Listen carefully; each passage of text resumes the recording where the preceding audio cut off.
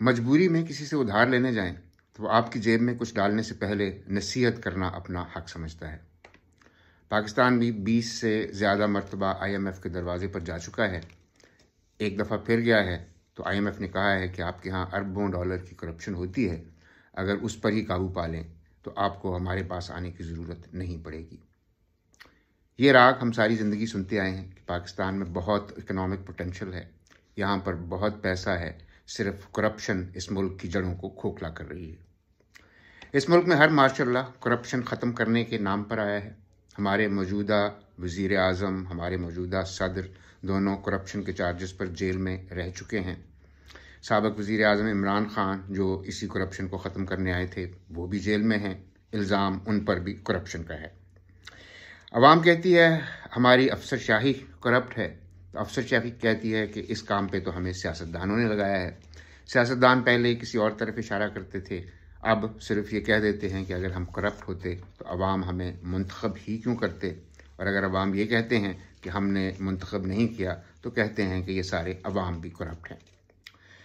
Italy के writer इटैलो काल्विनो की एक कहानी है जिसमें एक गाँव है, उस गाँव में सब के सब चोर हैं, रोज़ एक दूसरे के घर से चोरी करते हैं और हंसी खुशी रहते हैं। फिर एक ईमानदार शख्स आ जाता है जो कहता है कि मैं चोरी नहीं करूँगा। उसके बाद गांव का अमन तबाह हो जाता है, किसी को कुछ पता नहीं चलता कि कौन किस वक्त चोरी करेगा और पूरे गांव वाले एक दूसरे को चोर चोर कहने लगते हैं।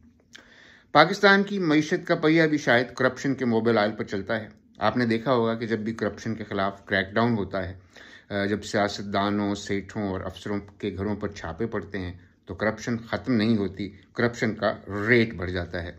इसी तरह किसी महकमे में कोई ईमानदार अफसर आके बैठ जाए तो करप्शन फिर भी ख़त्म नहीं होती, महकमे का काम ठप हो जाता है। नाजायज़ काम को तो छोड़ें, जायज़ काम वाली फ़ाइल पर भी कोई दस्तखत करने को तैयार नहीं होता। और कुछ अफराद की करप्शन नहीं होती क्योंकि कानून में लिखा है कि ये उनका हक है। और आपको पता है कि कानून तो सबके लिए एक ही होता है। मसलन सरकारी पुल के नीचे या सरकारी पार्क में रात को सोना मना है, लेकिन इस इल्ज़ाम में कभी मलिक रियाज तो नहीं पकड़ा जाएगा, कोई गरीब और बेघर शख्स ही पकड़ा जाएगा। तो करप्ट लोगों ने कानून के मुताबिक करप्ट लोगों पर बड़े क्रैकडाउन कर लिए हैं। अब एक दफ़ा ईमानदार लोगों पर क्रैकडाउन करने की कोशिश की जाए।